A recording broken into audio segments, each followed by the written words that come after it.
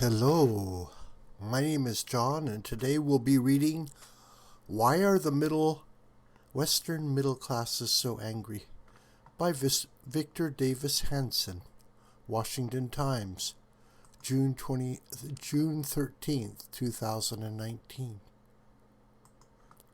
What is going on with the unending Brexit drama, the aftershocks of Donald Trump's election, and the Yellow Vests protests in France?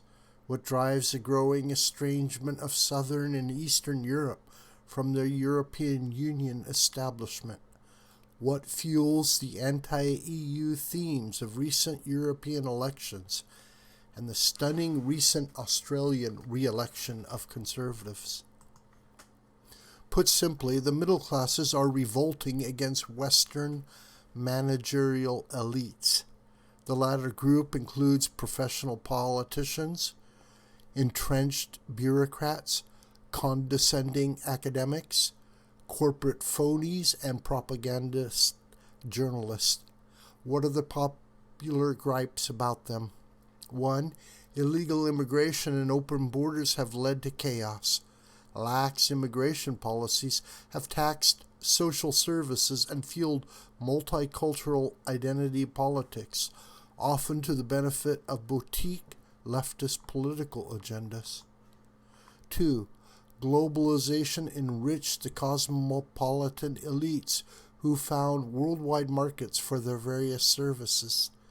New global markets and commerce meant Western nations outsourced, offshored, and ignored their own industries and manufacturing, or anything dependent on muscular labor that could be replaced by cheaper workers abroad. 3. Unelected bureaucrats multiplied and vastly increased their power over private citizens. The targeted middle classes lacked the resources to fight back against the royal armies of tenured regulators, planners, auditors, inspectors, and adjusters who could not be fired and who were never accountable. 4. The new global media reached billions and indoctrinated rather than reported. 5. Academia became politicized as a shrill agent of cultural transformation rather than focusing on education, while charging more for less learning. 6. Utopian social planning increased housing, energy, and transportation costs. One common gripe framed all these diverse issues. The wealthy had the means and influence not to be bothered by higher taxes and fees or to avoid them altogether. Not so much the middle classes, who lacked the clout of the virtue signaling rich and the romance of the distant poor. In other words, elites never suffered the first-hand consequences of their own ideological fiats. Green policies were aimed at raising fees on and restricting use of carbon-based fuels, but proposed green belt tightening among hoi polloi was not matched by a cutback in second and third homes, overseas vacations, luxury cars, private jets, and high-tech appurtenances. In education, government directives and academic hectoring about admissions quotas and ideological indoctrination likewise targeted the middle classes but not the elite.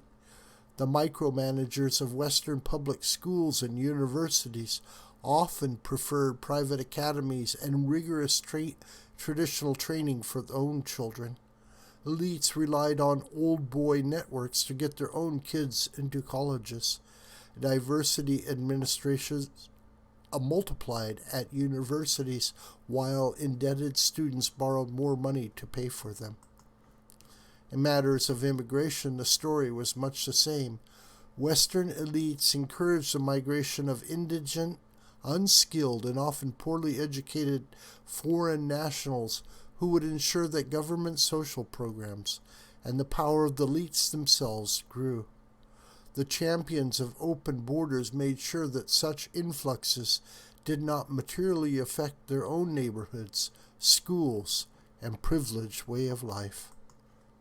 elites mask their hypocrisy by virtue signaling their disdain for the supposedly xenophobic, racist, or nativist middle classes.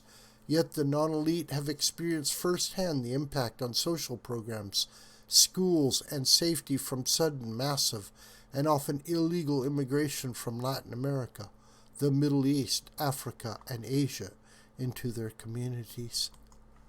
As for trade, few still believe in free trade when it remains so unfair. Why didn't elites extend to China their same tough love lectures about global warming or about breaking the rules of trade, copyrights, and patents?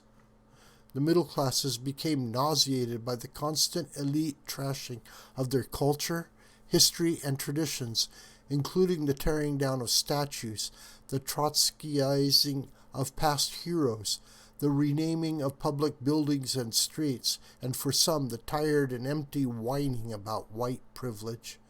If Western nations were really so bad and so flawed at their founding, why were millions of non-Westerners risking their lives to reach Western soil? How much was it that elites themselves had made so much money, had gained so much influence, and had enjoyed such material bounty and leisure from such a supposedly toxic system, benefits that they were unwilling to give up despite their tired moralizing about selfishness and privilege? In the next few years, expect more grassroots demands for the restoration of the value of citizenship. There will be fewer middle-class apologies for patriotism and nationalism.